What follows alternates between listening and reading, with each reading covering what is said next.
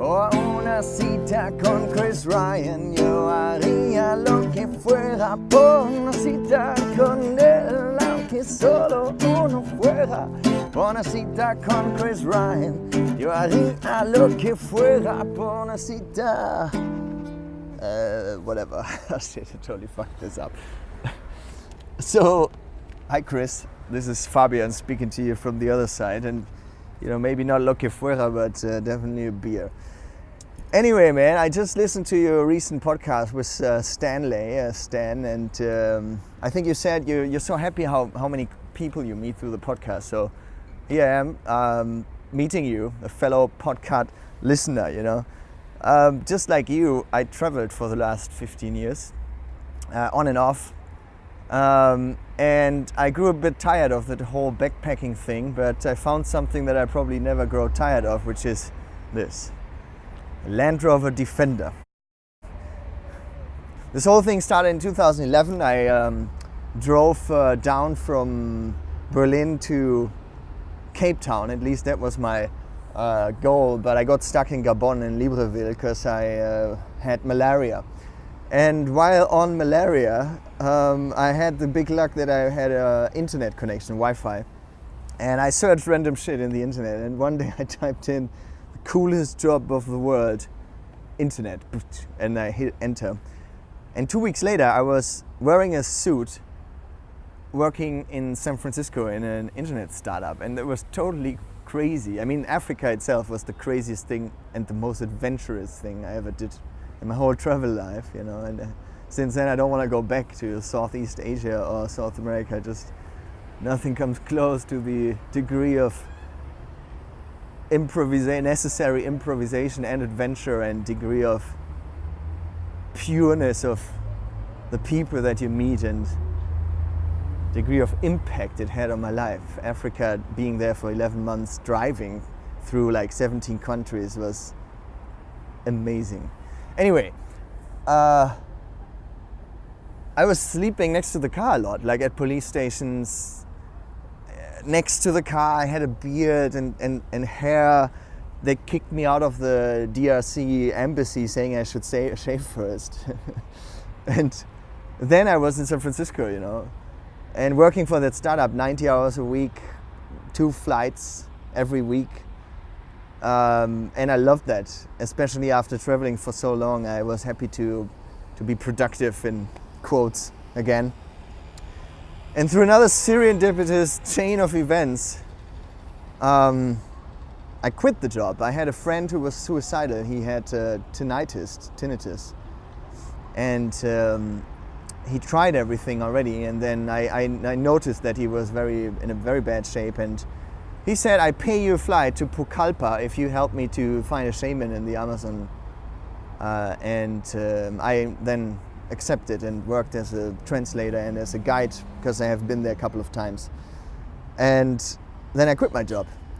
So a couple of months later, I created my own company, which was also very random, and that went really well. I made a lot of money in the first months already, and I employed the first person.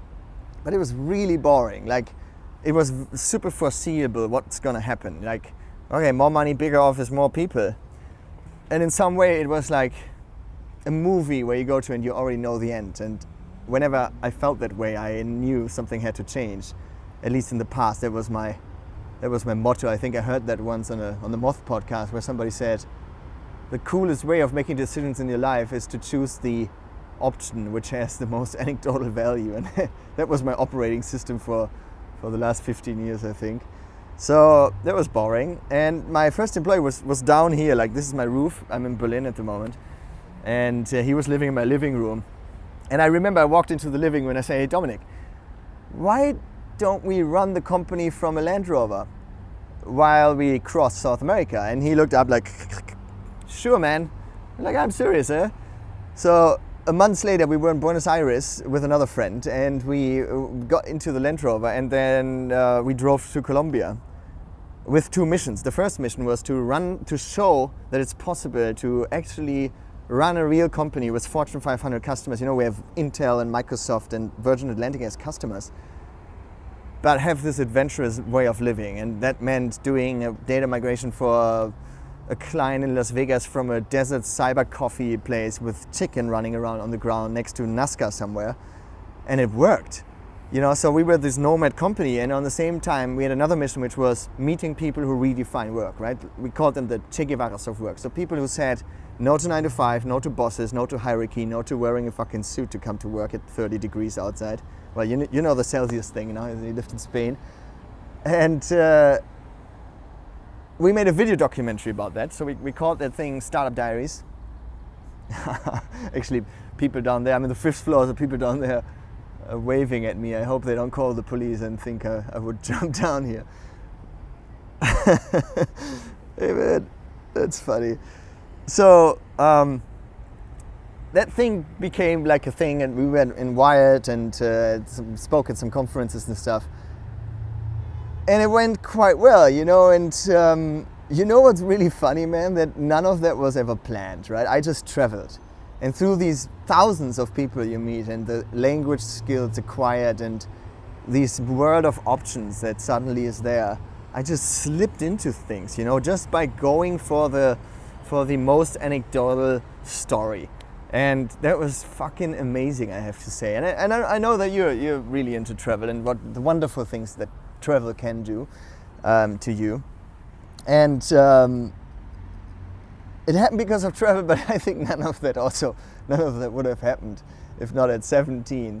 I had a fistful of dried mushrooms, which I put into my mouth, chewed for a long time, and then swallowed. And I think I can still feel the results. I think you know what I mean. Anyway, so here's the thing. I would love to track you down, man, wherever you are. If you're in the States, if you come to Berlin, all my friends listen to your podcast. If you're in Spain, I lived in Spain for a year or two in Madrid, and I come to Granada frequently, which is my favorite town. So give me a shout out if you like to get in touch. And por una cita con Chris Ryan, yo haría lo que fuera por una cita con él, aunque solo uno fuera. Por una cita con Chris Ryan, yo haría lo que fuera por una cita.